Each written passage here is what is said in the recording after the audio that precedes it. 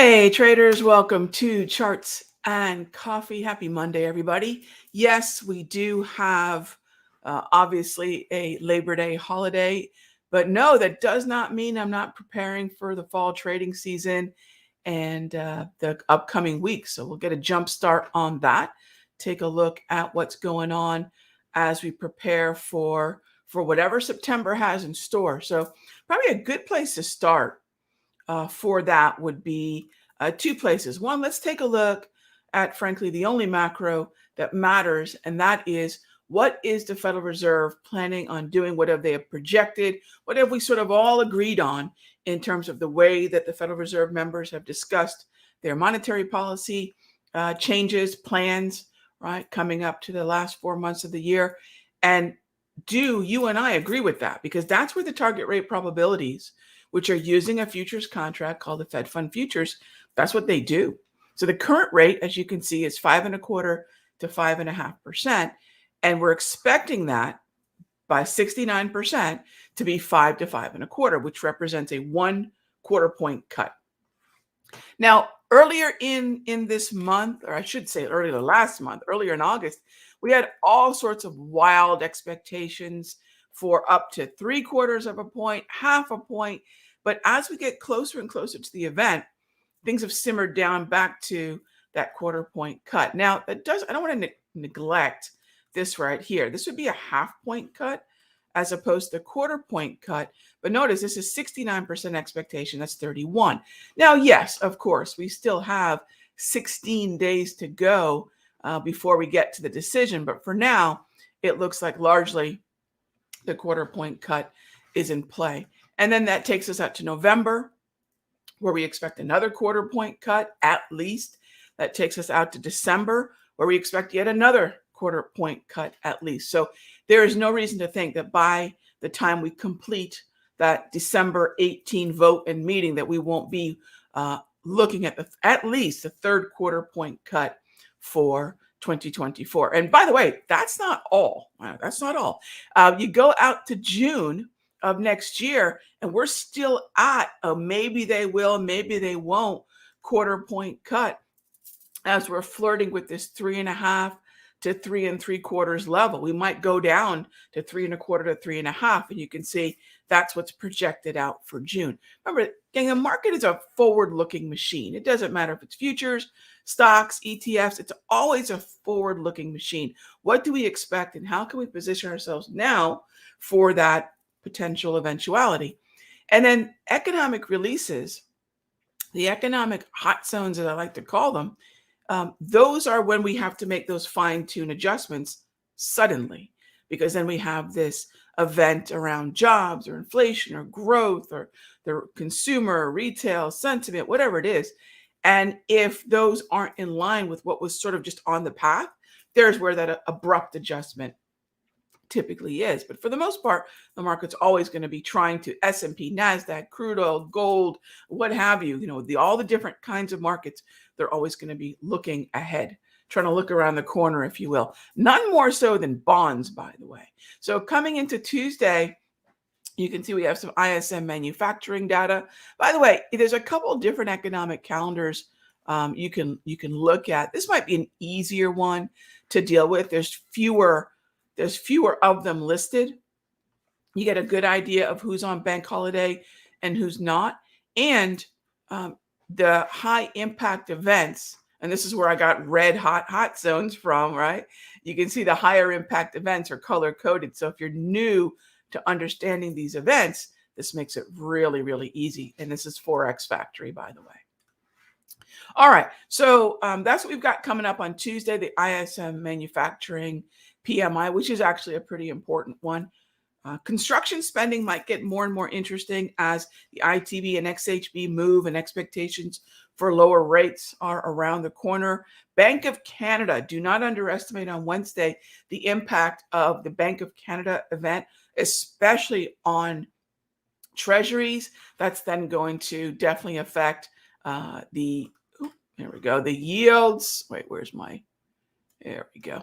It's definitely going to affect yields. That's going to affect the currencies. and likely also then the dollar. So I would keep an eye on that. And that's Bank of Canada on Wednesday. Jolts, second only to non-farm payroll in terms of an employment metric. This is a huge one. This is more important than everything but non-farm payroll. So that's coming up on Wednesday too. We move out to Thursday. ADP non-farm payroll change. That's the private number. It gets pushed to Thursday instead of Wednesday because of the bank holiday today. So anything that would have been scheduled for Monday or just anything that would have been scheduled throughout the week, a lot of these things, not all of them, get pushed a day out. ISM services, PMI, and then you scroll on down, and here's the big day. This Friday, September 6th, we've got our non-farm payroll. So we'll hear from Williams before non-farm payroll. We'll hear from Waller. We'll hear from both of them after non-farm payroll, likely to make sure if there is any kind of odd reaction to non-farm, unemployment rate, average hourly wages, all that. They'll be there to set us straight. So we have quite a bit going on in a very shortened week as we kick off the end of summer and anticipate a lot of the volume that just took off the last 2 weeks of August for the most part return. All right. So let's get to it. Taking a look at how we ended on Friday. Again, no reason really to be panicking. There never is a reason to panic, but no reason to be anything other than, hey, the NASDAQ's had a great recovery since the carry unwind. It's not as bullish as the ES and the YM, and we know why that's the case. It's not a surprise because the top sectors, aside from the defensives of staples, real estate, and utilities, gold is up there, gold miners. Aside from those, which have been strong for the last month, in some cases close to 2 months, the newest additions and really surging in August were financials and healthcare. And those benefit the Dow and the S&P. They do not benefit the NASDAQ. So when we see risk appetite in specific sectors, not broad-based participation, and none of those really are SMH, XLK sectors, meaning semiconductors and technology, makes perfect sense why the S&P and the Dow are trading above those levels we were at before the carry unwind and that 5 standard deviation move, I believe it was, in the yen. So that's where we sit right now. And so if you're looking at strength, please don't fixate on tech. I'm telling you right now, 80% of traders think the market is 7 names. And last week they thought it was 1, right? It's a great big place. And if the watch list is just Magnificent 7 and, last week, what's NVIDIA doing? That is an opportunity cost because it's reducing, 4 different broader averages and numerous sectors to one stock and its impact, which was next to nothing, while you've got names like Coke or gold that continue to climb. So I've been trying to really drive this home because you're going to see more often than not just how different the watch list is. When we're talking here in the morning, or if you're in the Sector Secrets Mastery, we didn't care what NVIDIA did. Still don't really care what NVIDIA is doing because there are so many other sectors that are outperforming and different stocks within them. So if you've been joining us for any length of time the last couple weeks of August, what you trade is more important than how you trade it. And just because folks are talking about it doesn't mean that's where the action is going to be. All right, so let's get to it. Any questions that you might have, please feel free to type them on in. We also had top tier outlook yesterday. So if you didn't catch that, I had a late night coffee or late afternoon coffee and did a little top tier outlook show yesterday. You can check that out back at the Simpler Trading YouTube channel. And of course, as always, we'll be back for Charts and Coffee tomorrow. So let's see. First up, Captain Jane asks, happy Labor Day. Thank you. Not to predict, but heading into rate cuts. Rate cuts are bullish. Anticipation of rate cuts especially. So think of the window and also think of there's 2 kinds of rate cutting cycles. And I think it's a really important one. There are normalization, sort of vanilla versions of rate cutting cycles where the Federal Reserve just wants to normalize rates. There's no real pressing issue, as opposed to this emergency kind of pressing issue rate cut where in 2019, Jerome Powell was supposed to pause. He hiked. he created all sorts of melee, and then the emergency cuts came because of basically a miscue and just a dumb decision on the Federal Reserve to do something that was so obviously not expected or wanted, which was the rate hike in Q4 of 2018, caused one of the swiftest sell-offs in modern markets in Q1 of 2019. All right, emergency rate cuts then came. Not a normal normalization because, well, they screwed up. 2020, not the Fed's fault. 2020, we were all dealing with the pandemic and all the economic ramifications of that. And that was an emergency style. So what happens is when the last two rate cutting cycles in recent memory are of this variety of something awful is happening and therefore the Fed cuts, that's not the version we're getting this time. And that's lost on a lot of traders who just don't want to go back in history and say there are normalization cycles. This is one of them. Right? Forget the inverted yield curve. That's about the most bozo, let me grab your attention, clickbait garbage out there. I'm going to be very, very frank about it. It's not at all helpful because what it continues to do is say we've been in a recession. What it continues to do is fearmonger. What it continues to do is keep traders from getting long when we've had an uptrend in, let's see, 1, 2, 3, easily 4, 5, almost 5 to 6 months of the year. We're only into the 9th month. Most of the year has been heading higher. Now, the folks that want to keep talking about inverted yield curves, well, they just want something to say. They're not setting you up for a trade. Be careful what you listen to on television. It's absolute nonsense to go on about those things, right? So you might say, Rog, all right. So we know rate cuts are bullish. The anticipation of, great question, Captain Jane, the anticipation of the rate cuts are even more bullish. And since we have many, many, many more to come into June, we always hear once the cuts begin, that's it. All that bullishness is done. Probably not, because the expectation is to go from that 5.25 to 5.5 that we're at right now to be up to 2 percentage points lower come June. And if we're going to see the Federal Reserve rely on the data-dependent messaging, that means every meeting could be a live meeting unless they ditch that conversation. Now, what does that mean, live meeting? In other words, they're going to keep us on pins and needles into every meeting with a will they, won't they type scenario. And that they might stick with that versus saying, look, we're getting rid of data dependence. This is a normalization cycle, which is what everyone wants to hear. But since it's likely still the data dependent variety, we're still going to be looking at good data in employment. We're still going to be, hopefully, as they continue to cut, we're still going to be looking at inflation. And that means that there's still a lot of uncertainty. I'd rather that not be the path. But I think that's what some people are concerned about, right? Now, let's back out to the next part of your question. And I'm going to take us on over to Seasonax and take a look at, for example, the SPY, right? Okay.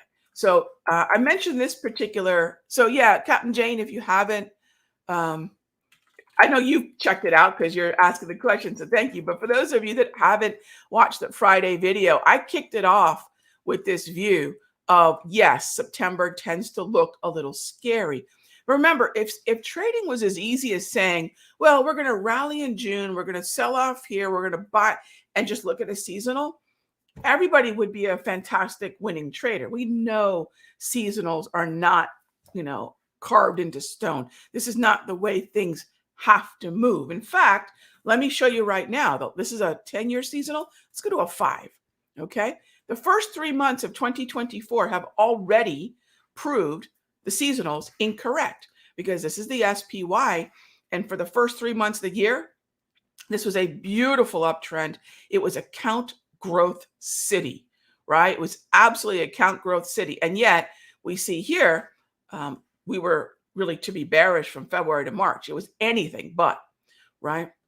And then you could see we had some volatility in April, May. A lot of that was the Federal Reserve, a few members of the FOMC just talking garbage and concerning the markets about rate hikes, not when they were prepared for rate cuts. And then May, June, July were really good. Okay, but we didn't have this kind of action June. And then August, we kind of presume, especially the second half of August, to be sort of choppy as compared to the first half because the volume is so darn low the second half of the month. And then everyone's thinking, Rog, is this where we're headed? Well, again, these are rhythms that have happened over the last 5 years. And I'm not going to necessarily presume that's what's going to happen, but I want to be at least aware that it could, right? I mean, it's done this, hence, this is why the 5 year seasonals look the way they look. The other thing to keep in mind is 5 years takes us through 2023, 22, 21, 20, and 19. And so we're basically looking at the path of price action for those 5 years, as opposed to if I extended this out to say 25 years. It's still tough. So September does have a personality, and it's definitely worth keeping an eye on. But we also have the Federal Reserve in this particular instance of 2024 September embarking on rate cuts. We're going into an election cycle.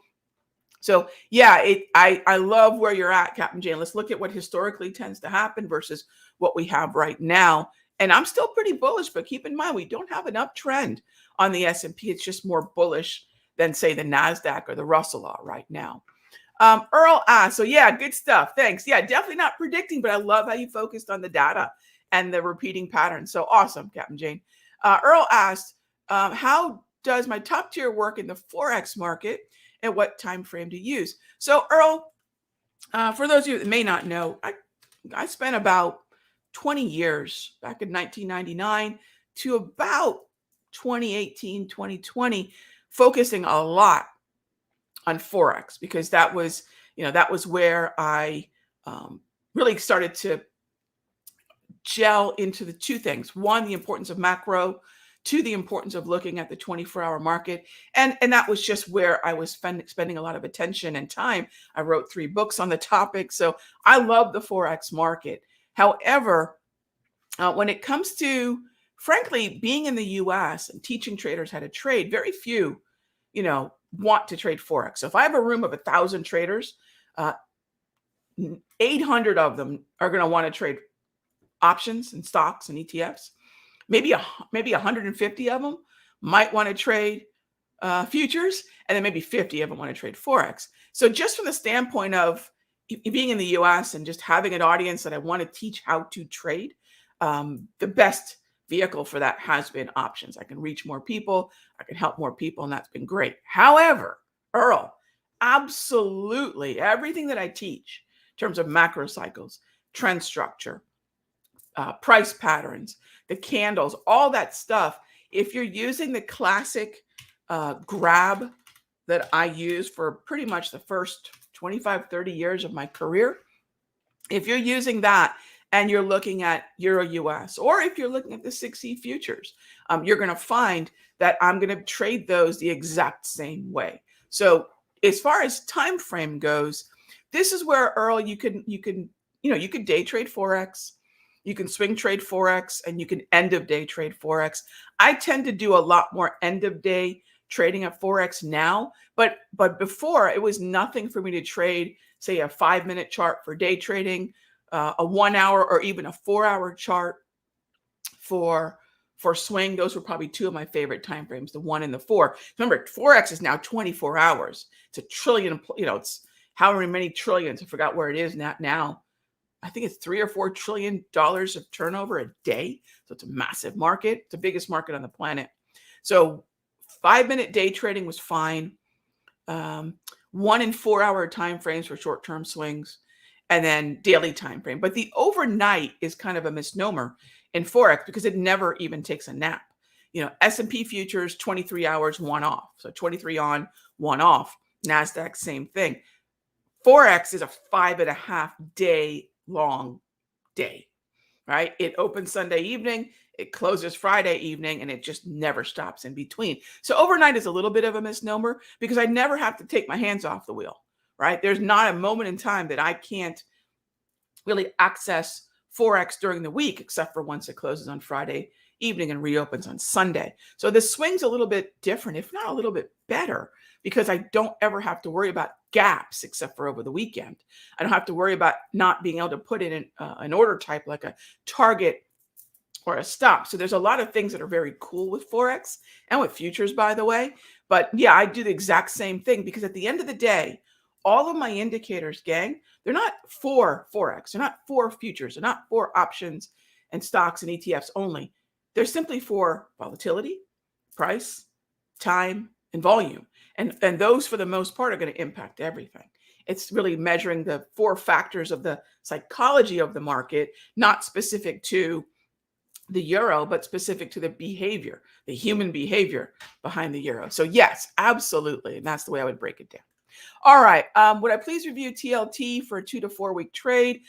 So Ren, I never think about that kind of time horizon. However, that would then naturally lead me to the daily time frame. So if I'm going to look for something beyond 10 days, beyond even 5 days, I'll look to the daily time frame. How long the trade will work, that's never, ever really part of the plan other than to look at the expiration. So if I'm looking at TLT, I'm looking at ZB, the futures, that's the 23 hours a day. I could look at the September 20 expiration, which will probably be by a landslide, the most liquid of them. The weeklies on the 13th are pretty liquid. So if you look at the weeklies, there's a good bit of volume and open interest there. But your most liquid strike is going to be 18 days out, and that's September 20. So if I'm ever going to have to impose some sort of time horizon, meaning what's the life cycle, what's the span of the trade, it's usually going to be from whenever I get into the expiration as far as that hard cutoff. All right, so that's the first thing. So this is 18 days because it's the 20th of September. The next thing is going to be looking at the structure of the bond market, and it's mostly bullish. Now, I'll tell you, we just traded TLT last week.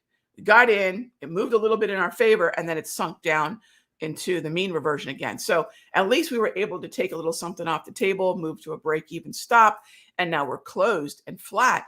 But I'm going to leave bonds alone, especially this week. If there is going to be some extreme volatility in bonds, I'd definitely keep an eye on Bank of Canada for that event this week. And then, of course, non-farm payroll. And if I can get a daily price movement range entry and buy some long TLT calls as the ZB sinks down to the 122 handle, I will do that. Can I look at TLT for those things? I'd rather not, right? If there is a complete version, it's 23 hours of ZB, basically, right? Almost a whole, 24-hour session versus 6.5 hours for TLT. So I'm always going to look at if there is a futures contract that maps to an ETF. Think of the way ES maps to SPY or NASDAQ futures map to QQQ, gold futures map to GLD, right? This is the same relationship. I want to watch the futures contracts, and then I could use that September 20 TLT. Captain Jane says, salty Raghee. I didn't think I was too salty. Yeah, I think, what I want to be is very adamant about the fact that, sure, there is a seasonal in September. What's the trade? I love when folks say, well, we're going to sell off in October. Well, when do I get in? What's my stop loss? How do I know I'm wrong? When do I get out? Right? So I love, it cracks me up because most of financial media talks about targets, and as if targets are the trade, right? So someone could come out and say, oh, the bond yield is going to continue to drop and we're going to 102. Oh, okay, 102. So that means someone's going to buy now, maybe, and say, well, if we're going to 102, I'll just hang in there. But what if it goes to 92 first, right? Same thing with something like NVIDIA. Don't let anyone ever pull the wool over your eyes and say, well, this is where it's going, as if they know, right? As I like to say, Powell's not giving us his S&P target. Until he does, I've just got to use my tools in trading and risk management to manage what we see. So let's say someone says NVIDIA is going to 140, right? But is it going to go to 110 first, right? Is it going to go down to 114 first and then go to? So what is the entry level? What is the stop loss, or understanding the validity of the trade? Gang, one of the common things that I see, and it just scares the heck out of me because I was taught never to do this, is risk to target, right?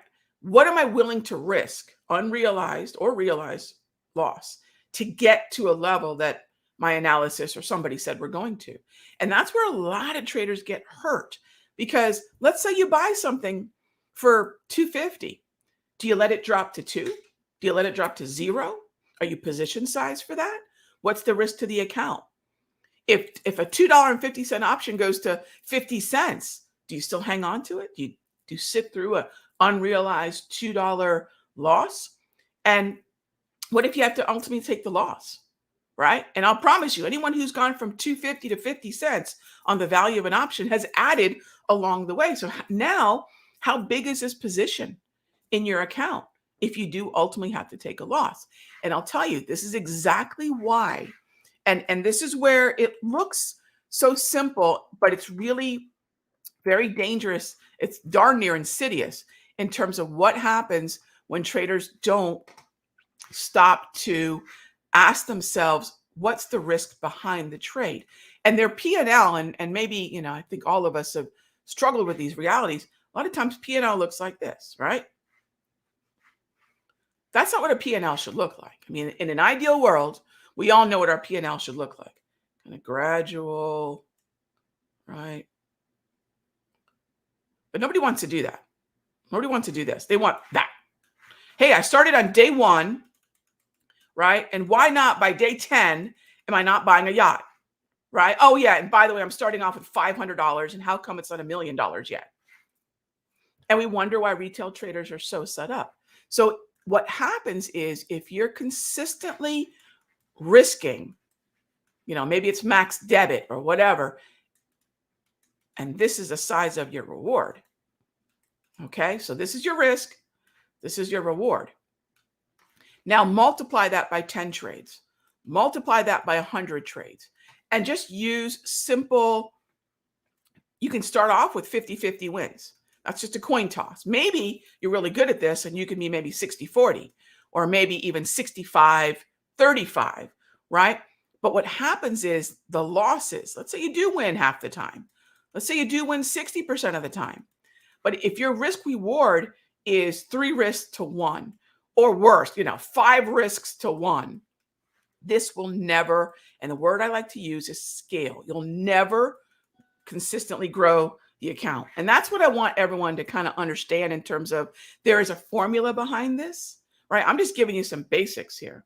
There's a formula behind this. And unless you understand risk to trade, risk to target, and risk to the account, and have the specific numbers and the specific process, it's just never going to scale. Yeah, it's just never going to scale. And by the way, if you got, this is where my head's at right now. So, so now, hey, the Trish boss is texting me here. So by the way, since I'm kind of letting the cat out of the bag here, I hate that saying, poor cat. All right. I believe it's October. Yeah, it is October 5. And then we have a webinar on, and it's just a few weeks away on the 24th. I'm going to start getting into a lot more on this. I think our last webinar is going to be on the 2nd of October. So the class is coming. And that's where my head's at. So if you're saying to yourself, Rag, I think I've got a good set of indicators. I think I understand a process, but yeah, I'm not growing the account. I'm having that, Dramamine induced P&L.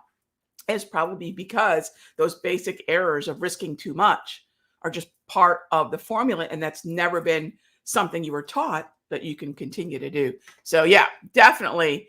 I've got a shopping list ready too, PJ. One of the things that we do in the mastery is the longer term position portfolio. In fact, I think the Labor Day sale might still be going on right now, gang. So if you've ever wanted to kick the tires on the Sector Secrets Mastery, go check it out. You can join for a month. You can join for, I don't know what it is, month, quarter, whatever it is. Check it out at the website.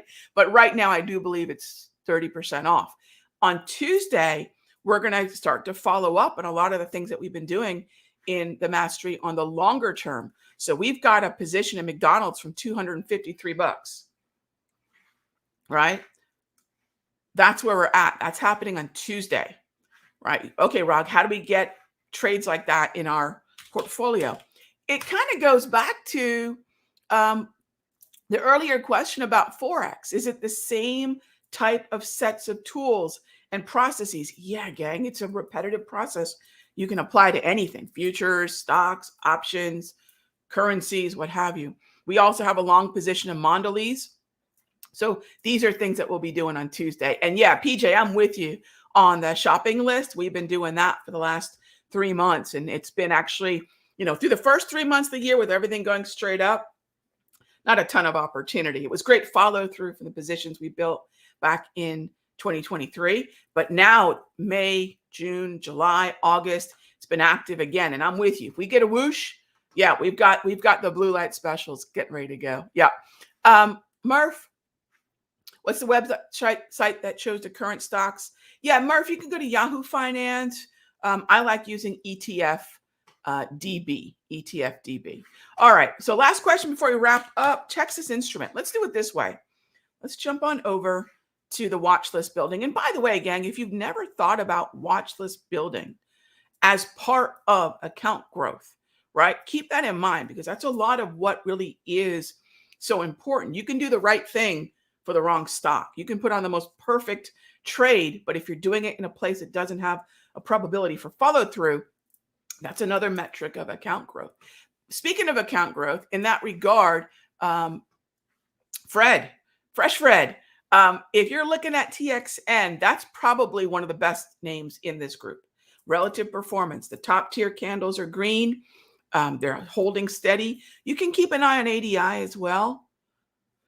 Maybe NVIDIA, if you're okay with a bullish to neutral and setup, but TXN, absolutely. I would focus on pullback buys. There's your relative performance. And by making watch list building also a part of your account growth formula, your account growth process, you're going to avoid things like LRCX. You're going to avoid things like Qualcomm and Intel. You simply just won't be in them because they're not doing the things that would lead to the metrics of account growth, right?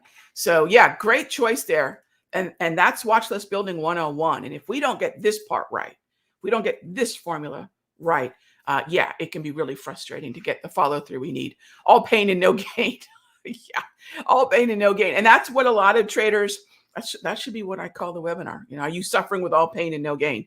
And I'll be sharing with you all this week our August swing trades from our mastery, so you can see what we did, proofs in the pudding. And then jot down those dates, gang. October 5 for the class. And then, of course, you'll get emails from me about the webinars. All right, gang. Be good. Be good to each other. And I'll see you tomorrow for our regular edition of Charts and Coffee. All right. Until then.